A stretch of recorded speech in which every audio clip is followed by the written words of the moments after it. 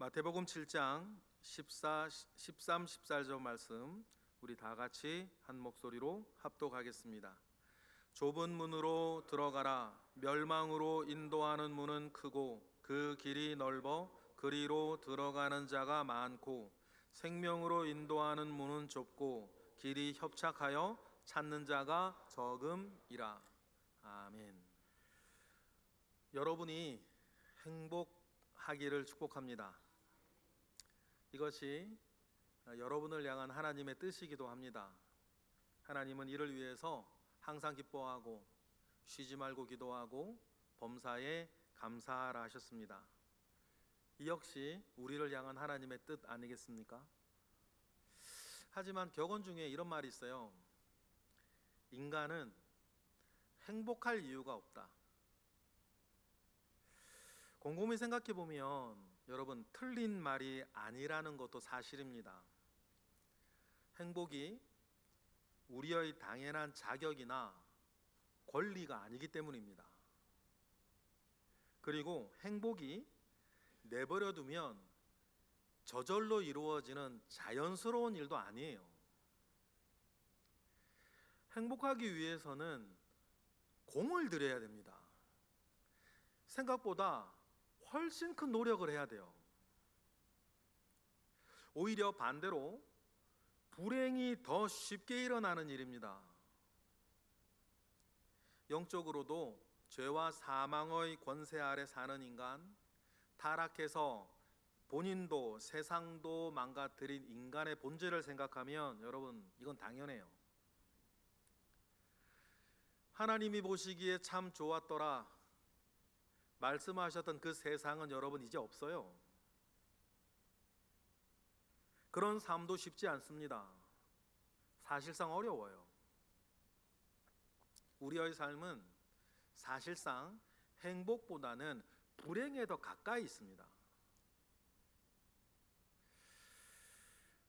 그런데도 우리는 행복이라는 것이 무엇인지 알고 있어요. 왜냐하면 행복을 맛본 순간들이 있었기 때문입니다. 그래서 행복하기를, 오래오래 행복하기를, 행복한 순간이 사라지지 않기를 그렇게도 간절하게 원하나 봐요. 그래서 모든 동화의 마지막은 언제나 어떻게 끝나요? 둘이서 행복하게 오래오래 살았다. 그렇게 동화가 끝나는 이유도 거기 있는 것 아닙니까? 그래서 여러분, 행복은 잠시 허락된 쉼표 같은 것 같아요. 여러분도 그런 거 느끼셨나 모르겠는데 특히 전 어렸을 때 더 그랬던 것 같은데, 무언가 행복하고 평온한 순간이라는 것을 제가 느낄 때 저 깊은 곳에서 불안한 감이 저한테는 있었어요. 이 평화가 깨지면 어떡하지? 이 행복이 깨지면 어떡할까? 라고 하는 그 불안한 마음이요, 내가 평온하고 행복한 순간에 늘 그 뒤엔 그게 있었어요. 이게 깨지면 어떡하지? 그 불안함이 늘 제게 있었던 기억이 있어요. 이것이 우리의 아쉬운 현실 아니겠습니까?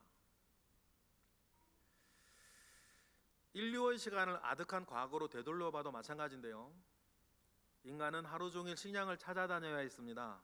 그래야 겨우 배를 채울 수 있었어요. 그 와중에 방심하면 호랑이나 공의 습격을 받아서 목숨을 빼앗겼습니다.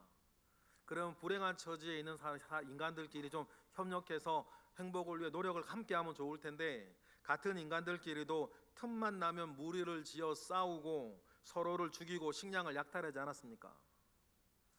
그러다가 큰 사냥감을 잡았을 때, 큰 과일 나무를 뜻하지 않게 발견했을 때, 적과의 전투에서 승리해서 그들의 식량과 토지를 빼앗았을 때, 그때 잠시 숨을 내쉬며 안도감을 느꼈을지 모르겠어요. 보릿고개를 무사히 넘겼을 때 잠시의 행복을 안도감으로 우리의 부모님들 세대를 느꼈을지 모르겠어요. 이 정도가 과거의 인간에게 허락된 사실상 짧은 행복의 순간들이었어요. 현대사회에서는 뭐 이런 원초적인 일은 없을 거예요. 대신 이와 비슷한 일을 겪으면서 안도감과 행복감을 느끼게 되었습니다. 멋진 카페에서 맛있는 커피와 빵을 먹으며 에어컨 바람에 시원하다 느끼는 그 순간, 합격을 통지받았던 그때, 계약이 성사되었을 그 순간, 큰 차와 비싼 집을 마련하면서 이전에 했던 고생을 보상받은 것 같은 그 안락함을 느낄 때, 하지만 여러분 아시죠? 그 큰 성취감 속에서도 금세 지루함을 느끼고 그 속에 있는 작은 틈으로 여러분들은 스트레스를 받으세요.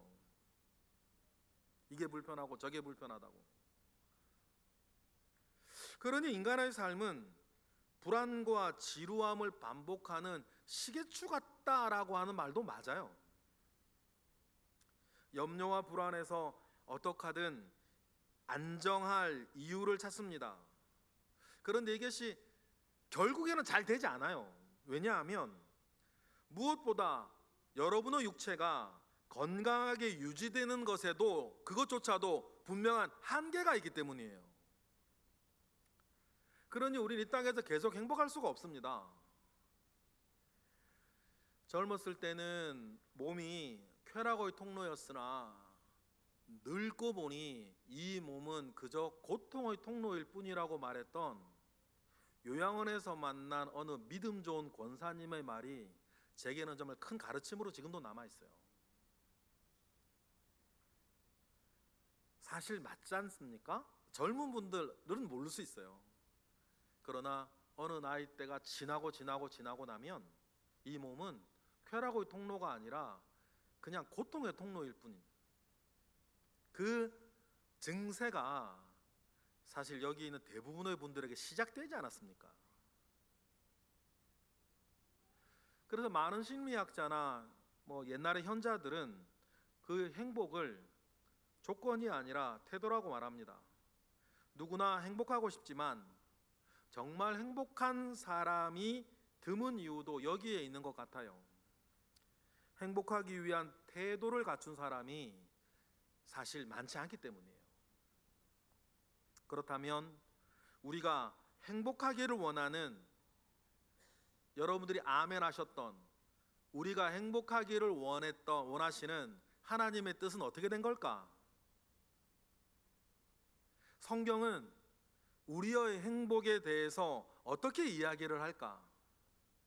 우리는 무엇으로 행복해질 수 있을까? 성경도 여기에서 태도를 얘기를 해요. 특히 하나님의 말씀에 대한 태도의 문제에서 시작합니다. 우리 신명기로 확인해 볼까요? 10장 12절 시작. 이스라엘아, 내 하나님 여호와께서 내게 요구하시는 것이 무엇이냐? 곧 내 하나님 여호와를 경외하여 그의 모든 도를 행하고 그를 사랑하며 마음을 다하고 뜻을 다하며 내 하나님 여호와를 섬기라는 것을 하나님 요구하세요, 우리에게. 그런데 그 도를 행하고 하나님을 사랑하고 하나님의 말씀을 지키는 태도를 요구하시는데, 그런데 중요한 건 이거예요. 이를 요구하시는 하나님의 이유가 뭔가요? 무엇 때문에 이것을 요구하시죠? 하나님 자신을 위해서가 아니에요. 다음을 위해서라고 분명히 알려주십니다. 이어지는 13절 시작. 내가 오늘 너의 행복을 위하여 내게 명하는 여호와의 명령과 구례를 지킬 것이 아니냐. 그러니까 이러한 것을 우리에게 요구하시는 하나님의 목적 이유는 다른 것이 아니라 우리의 행복을 위한 거였다는 거죠. 너의 행복을 위해서 모든 말씀을 지키고 나를 사랑하며 살라는 것입니다. 하나님께서는 우리에게 말씀을 지키는 태도를 얘기를 하셨어요. 이것이 세상의 창조주, 우리를 이 땅에 나게 하신 하나님 아버지께서 이 땅에서 우리가 행복할 수 있는 비결이었어요. 여러분, 이 사실을 철석같이 믿으시기를 바랍니다. 그런데 여기서 이상한 점이 하나 있어요. 어떻게 나를 위한 것이 아니라 하나님의 말씀을 위해 사는 것이 행복의 비결이 될 수 있을까? 오히려 속박이 되고 부담스럽고 오히려 불편할 것 같은데 말이에요. 여러분 여기에서 신앙의 신비, 인간의 본질을 깨달으시기를 바라요. 예수님도 다음과 같이 말씀하셨습니다. 마태복음 6장이에요. 다 같이 시작. 그런즉 너희는 먼저 그의 나라와 그의 의를 구하라. 그리하면 이 모든 것을 너희에게 더할 것이다. 이 모든 것 안에 행복도 있는데, 태도가 바로 선 사람에게 모든 것을 더해 주신다는 이 약속, 여러분 이게 사실일까요? 이것이 혼자서 정신승리하는 게 아니라 정말 사실일까요? 정말 먼저 그 나라와 그 의를 구하면 행복을 포함한 이 모든 것을 우리에게 주시겠다라고 하는 이 하나 예수님의 말씀이 사실일까요? 여러분 믿으세요? 정말 믿으면 그렇게 사시고, 못 믿겠으면 다시 생각해 보셔야 되는 거죠. 정말 밑도 끝도 없는, 어떻게 나를 위해 사는 게 아니라, 나를 위한 결정들이 아니라 먼저 그 나라와 의를 구하고 하나님의 말씀을 지키고 하나님을 사랑하며 사는 것이 행복의 비결이 되는 것일까? 이게 정말 사실일까? 나는 정말 믿을까? 이 부분을 여러분 이제 해결하셔야 돼요. 그리고 여러분 넌지시 생각해 보면 여러분 이미 알고 있는 게 있어요. 뭐냐면요, 내가 누군가에게 도움이 되고 내가 누군가에게 기쁨이 되고 내가 누군가에게 깊은 사랑을 전해 주었을 때에 찾아오는 고상한 행복감, 여러분 그거 아시죠? 여러분 그거 아세요? 얼마나 농도가 짙고 얼마나 자주였을런지는 모르겠지만 여러분이 아시는 고상한 행복감이 있어요. 내가 누군가에게 도움이 되고 있고 내가 누군가의 기쁨이 되고 있고, 나로 인해 누군가가 행복하고 나로 인해 누군가 감사하고 있다는 사실을 내가 느끼고 있을 때 찾아오는 그 높은 수준의 행복감을 여러분 아시죠? 어쩌면 제가 목회자가 되고 싶다는 비전을 가지게 된 최초의 지점도 여기였던 것 같아요. 그래서 가끔 생각을 합니다. 제가 목사가 안 되었으면 뭐가 됐을까? 두 번째, 목사가 아니라 저는 요리사가 됐을 것 같아요. 왜냐하면 같은 맥락이기 때문이에요. 무슨 말인지 아시겠죠? 만약에 제가 요리사도 아니라고 한다면 다음에 뭐가 됐을까? 저는 선생님이 됐을 것 같아요. 같은 맥락이에요.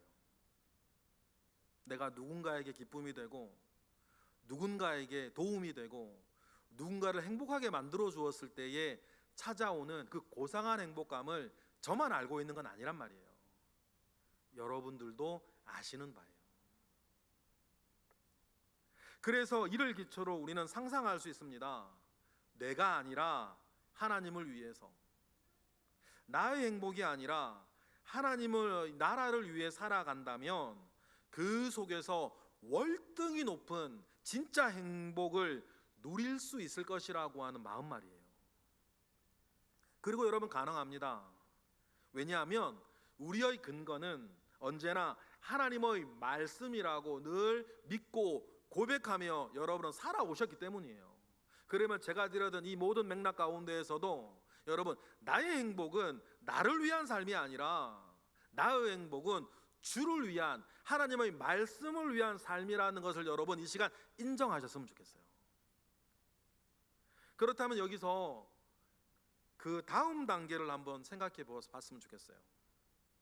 나의 행복을 위한 것이 아니고 하나님의 나라와 하나님의 의를 위해 산다는 것이 여러분 왜 우리한테 어려울까? 뭔가 쉽지 않은, 무언가를 뛰어넘어야만 그것은 되는 일이라는 것을 여러분 우린 또 알아요. 나를 위한 일은 쉽습니다. 그러나 남을 위한 일, 그것이 하나님이더라도 나 아닌 다른 존재를 위한 결정은 우리에게 언제나 어려워요. 무엇인가 어떤 고비 하나를 넘어가야 되는 일이거든요. 그건. 이를 성경은 좁은 문이라고 했고, 이를 성경은 좁은 길에 들어서는 일이라고 했어요. 오늘 본문이에요. 오늘 본문 읽어보실까요? 다 같이 시작. 좁은 문으로 들어가라. 멸망으로 인도하는 문은 크고 그 길이 넓어 그리로 들어가는 자가 많고, 생명으로 인도하는 문은 좁고 그 길이 협착하여 찾는 자가 적음이니라. 그러니 많은 사람들이 이것을 넌지시 느끼고 있음에도 불구하고 좁은 길로 들어서는 것, 좁은 문으로 들어서는 것을 결국은 사람들이 잘 해내지 못한다. 이래서 안 되고 저래서 안 되고, 이래서 못하고 저래서 못하는, 그래서 좁은 문, 좁은 길 아닙니까? 그러나 주님은 말씀하세요. 그래도 그 길이, 그 문이 생명으로 인도하는, 행복으로 인도하는 우리가 가야 할 길이라고 주님은 말씀하세요. 누가복음에서는 이를 다음과 같이 이야기를 합니다. 누가복음 13장으로 보실까요? 시작. 좁은 문으로 들어가기를 힘쓰라. 내가 너희에게 이르노니 들어가기를 구하여도 못하는 자가 많을 거다. 왜 들어가기를 구하여도 못하는 자가 많을까요? 그 고비를 못 넘으니까. 그 고비를 못 넘으니까요. 그런데 주님 말씀하세요. 나중에는 문이 완전히 닫힌 뒤에는 더 이상 이런 가능성의 기회도 너에게 주어지지 못할 때가 올 거다. 그러니 기회가 있을 때 잡으라고 말씀하세요. 항상 있는 거라면 우리가 그것을 기회라고 따로 구별돼서 말하질 않아요. 왜 기회입니까? 왜 기회죠? 더 이상 가능성이 존재하지 않을 순간이 있기 때문이에요. 그러니 아직 기회가 열려있는 여러분, 하나님을 위해, 하나님의 나라를 위해 하나님의 의를 먼저 구하며 살아가시게 되기를 축복합니다. 이것이 이 땅을 행복하게 살고 인생을 감사하게 마감할 수 있는 유일한 길이다. 그러면 어떻게 해야 되는 걸까? 그 고비를 넘는다는 것은 무엇을 말하는 것일까? 이와 관련된 좋은 이해가 여러분 누가복음에 연이어 나와요. 하나는 좋은 예이고 나머지 하나는 나쁜 예입니다. 어떤 관리와 삭개오의 이야기예요. 먼저 어떤 관리입니다. 마태복음에는 부자 청년으로 나온 이 사람은 매우 종교적인 사람이었어요. 그는 평생을 영생의 문제로 씨름했습니다. 먼저 그의 나라와 그의 의를 고민하며 사는 사람이었다는 뜻이에요. 그는 부유했고 지위도 높았습니다. 십계명을 철저히 지키며 주변의 존경도 받으며 살았을 것 같아요. 그런데도 이 부자 관리에게는 해결되지 않은 고민이 하나 있었습니다. 영생에 대한 확신이 없었다는 거예요. 그래서 불안했고 불안했으니 행복하지 못했어요. 무엇인가 공허한 마음이 그를 떠나질 않았습니다. 그래서 예수님을 찾아옵니다. 누가복음 18장으로 보실까요? 다 같이 시작. 어떤 관리가 물어 이르되 선한 선생님이여 내가 무엇을 하여야 영생을 얻으리이까? 무엇을 해야 이 자기의 불안함이 식혀지고 행복할 수 있을까? 영생을 그래서 얻을 수 있을까 궁금했습니다. 자기 인생의 활용점정을 찍을 마지막 한 점은 영생이라고 그는 생각을 했어요. 이 생각까지 맞았죠. 그래서 웬만한 선행은 다 해왔습니다. 예수님이 이어서 말씀하시죠. 20절 시작. 내가 계명을 안 하니 간음하지 말라, 살인하지 말라, 도둑질하지 말라, 거짓 증언하지 말라, 내 부모를 공경하라 하셨느니라. 십계명의 조항들을 일일이 열거해 주세요. 여러분 이거 산다고 영생을 얻는 것은 아닙니다만 예수님께서는 지금 부자 관리의 본질을 꿰뚫어 보시고 무언가를 지금 드러내려고 하시는 거 아닙니까? 이에 이어지는 이 부자 관리의 대답이 다음과 같습니다. 21절 다 같이 시작. 여짜오되 이것은 내가 어려서부터 다 지켰습니다. 가로 열고 그런데도 안 되더라고요. 이거 아닙니까? 그는 매우 종교적인 사람이었고 종교가 요구하는 모든 율법을 지키고 있었습니다. 그가 거짓말을 하고 있었을까요? 아니에요. 예수님께서도 그를 인정하고 있는 것으로 보아 그의 말은 사실이에요. 그런데도 왜 안 될까? 이제 예수님은 영생을 얻고 싶어 하는 이 열정 어린 어떤 관리에게 마지막 조건을 제시하세요. 이어지는 22절 시작. 예수께서 이 말을 들으시고 이르시되 내게 아직도 한 가지 부족한 것이 있으니 내게 있는 것을 다 팔아 가난한 자들에게 나눠주라. 그리하면 하늘에서 내게 보화가 있으리라. 그리고 와서 나를 따르라 하시니. 그러면 여러분 이 말씀에 순종하면 됩니다. 그런데 반응이 어떻습니까? 이어지는 말씀 시작. 그 사람이 큰 부자이므로 이 말씀을 듣고 심히 근심하더라. 그가 그토록 찾던 영생의 마지막 조건이 밝혀졌습니다. 모든 재산을 팔아 가난한 자들에게 나눠주고 예수님을 쫓으라는 것이었어요. 물론 여러분 이러한 선행 자체로 구원을 얻는 것은 아닙니다. 예수님은 지금 부자 관리의 본질을 폭로하고 계시는 것 아닙니까? 여러분 부자 관리는 진정한 신앙인이고 싶었고 믿음 안에서 행복하고 싶었습니다. 그러나 주님이 제시하는 마지막 조건에 주저해요. 만약에 예수님의 말씀을 농담으로 여겼다면, 아니면 쓸데없는 얘기를 한다고 욕을 하고 떠났다면 예수님을 신뢰하지 않은 것일 거예요. 그런데 그는 예수님의 말씀을 권위 있게 받아들였습니다. 그래서 심히 근심하며 예수님의 것을 떠났어요. 그런데 그것으로 끝이었습니다.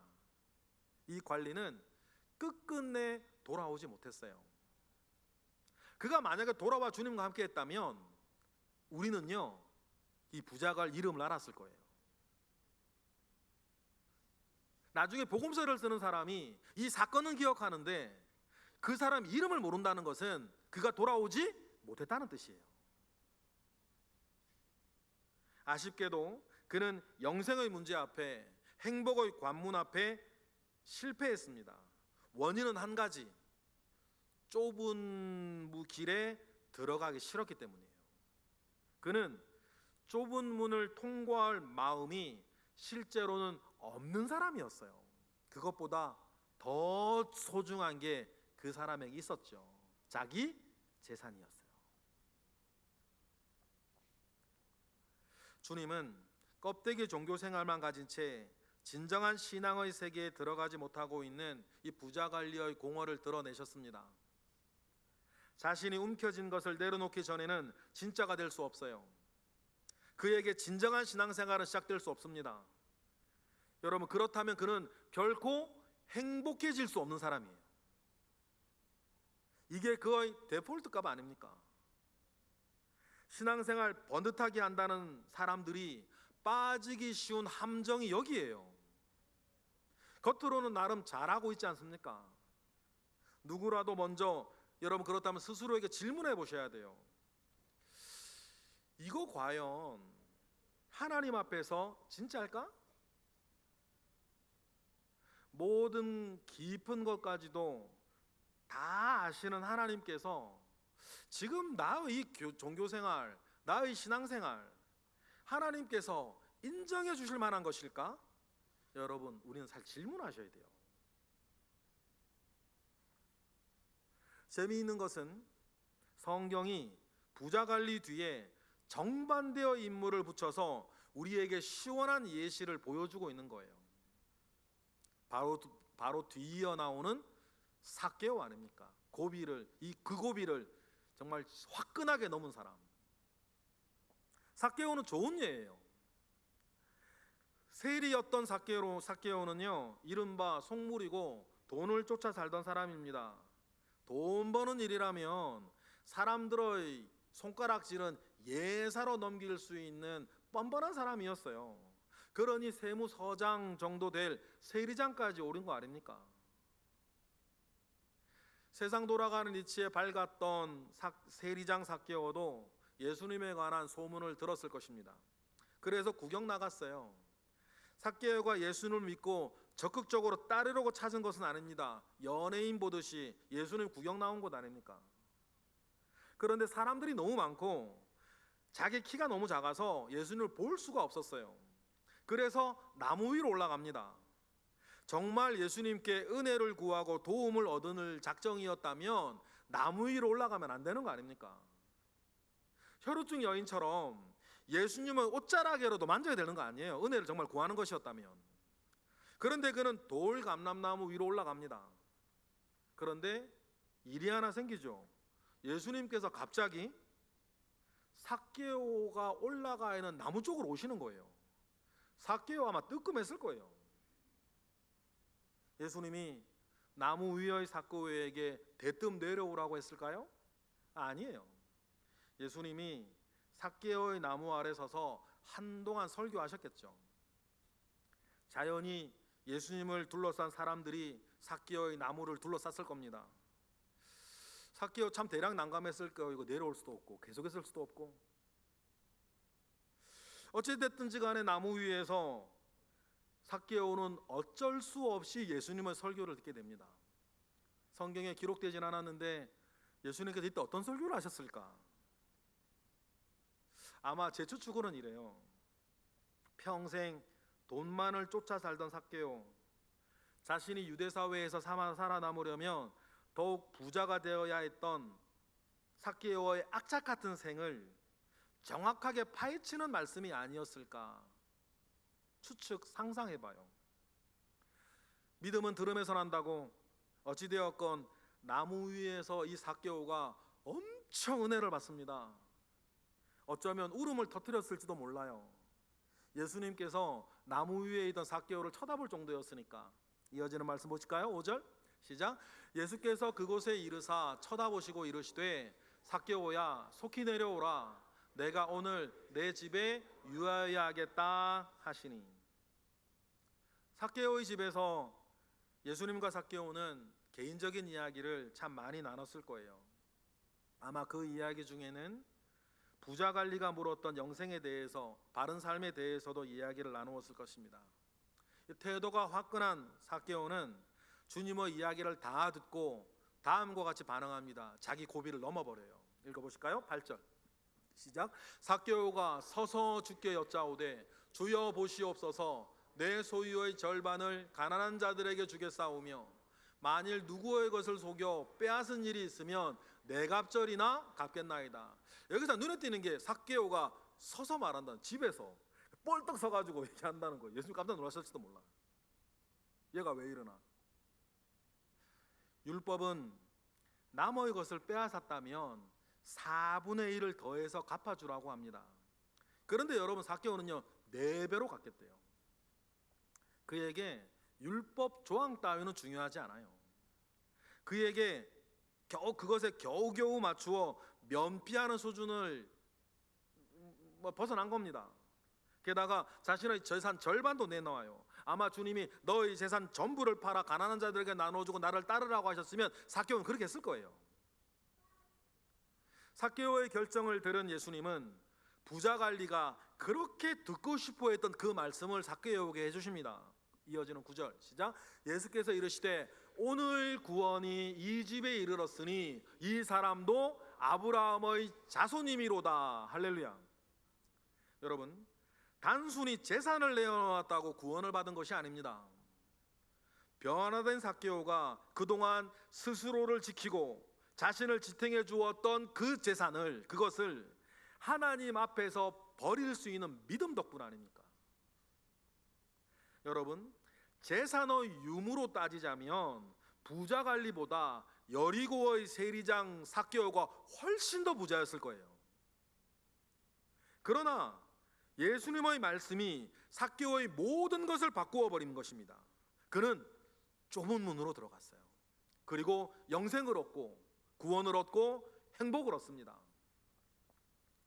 평생 생명을 쫓으며 완벽한 종교 생활을 이어갔던 부자 청년, 그는 결정적인 순간에 자신을 지탱해 주던 그의 재산에 걸려 낙오합니다. 좁은 길로 들어서지를 못해요. 넓은 길로 갑니다. 계속해서 낙타가 바늘귀로 들어가는 것이 어렵듯이 그는 좁은 문으로 들어가지 못했어요.